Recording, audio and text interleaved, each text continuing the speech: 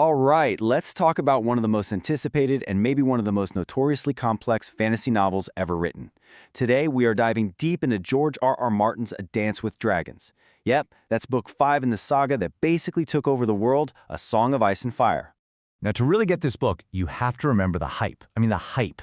Fans waited 6 years for this thing. 6! That's an eternity in fandom years. And for all that time, it was just nonstop debate, endless speculation. The expectations were through the roof. The series was already this cultural juggernaut, right? And this book, this was supposed to be the next huge piece of the puzzle. So picture this. You've waited all those years, you finally get your hands on a copy, you crack open that cover, so ready to just dive right back into Westeros, and the very first thing you see isn't the story. Nope, it's a note, a direct message from George R. Martin himself. So what's he trying to tell us? He's apologizing. He's basically saying sorry in advance for how confusing the timeline is about to be. The author himself had to write a user's manual before page 1. He's telling his readers, hey, buckle up, this is going to get complicated. And honestly, that right there, that's the key to understanding this whole book. Okay, so how do we even begin to tackle this beast of a novel? Well, we've got to start right where Martin told us to, with his note on time. And let me tell you, this isn't just some casual author's note. Oh no, it is the Rosetta Stone for the entire fractured structure of this story. So here's the thing, most of us, right? We assumed book 5 would just pick up where book 4 left off. Simple, but it doesn't. Not at all.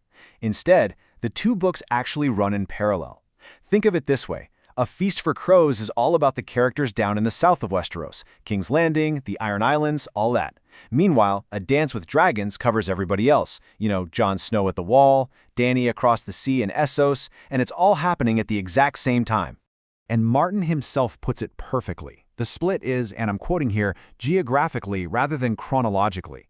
He literally had to fracture his own narrative because the story had just gotten too huge, too sprawling to fit into one linear book. Pretty wild, right? All right, so we've got the timeline puzzle kind of sorted out. So how does Martin actually kick off the story? Well, he uses that very same geographic split to his advantage, painting this incredible picture of a world just completely in chaos. And he does it by opening the book with 3 characters who are totally, utterly isolated from each other. First up, we're dropped way, way up into the absolute frozen north beyond the wall with a guy named Varamir Sixskins. Now, he's a warg, and he's just barely survived that catastrophic defeat of the Wildling army. He's wounded, he's all alone, and he's literally dying in the snow. It's just this perfect portrait of pure desperation at the very edge of the world. Then bam, we jump thousands of miles south and east, all the way across the narrow sea to the Free Cities. And who do we find? Tyrion Lannister. He's fresh off murdering his own father, he's been stuffed into a wine cask, and he is, as the book so beautifully puts it, drinking his way across the continent. He's not just lost geographically, the guy is morally and psychologically completely adrift. And for our third stop, we travel even further east, to Slaver's Bay, to the city of Meereen. And this is where we find Daenerys Targaryen. Now, she's not on the run like the others, but believe me, she is just as trapped. She's a queen ruling a city that basically hates her, surrounded by assassins and facing just impossible choices day in and day out. Her isolation, it's absolute. So, let's recap. We've got a warg in the snow, a dwarf in a wine cask, and a queen on a very shaky throne. They're all separated by thousands of miles. So what in the world connects them? Trauma. Simple as that. Each one of them is at their absolute lowest point, just wrestling with this deep personal despair. And this isn't just Martin building characters. It's world building. He's showing us the psychological wreckage that this massive war has left behind. Take Varamir. He's not just physically dying, right? He is haunted by the memories of his past lives inside the animals he controlled. And he's especially tormented by the agony of being burned alive inside his own eagle during the battle at the Wall. Can you imagine? His whole chapter is his grim meditation on failure, on pain, and on the pure terror of facing what he calls his one true death. And then there's Tyrion. His despair is, well, it's pretty self-inflicted. He's on the run from the massive guilt of killing his father, Tywin, and his lover, Shae. So what does he do? He goes on this epic self-destruction tour, just drinking himself into a stupor so he doesn't have to think, doesn't have to feel anything. He is literally cargo in a box, but he's also figurative cargo, right? No destination and absolutely no hope. And what about Daenerys? She's learning the hard way about the brutal reality of power.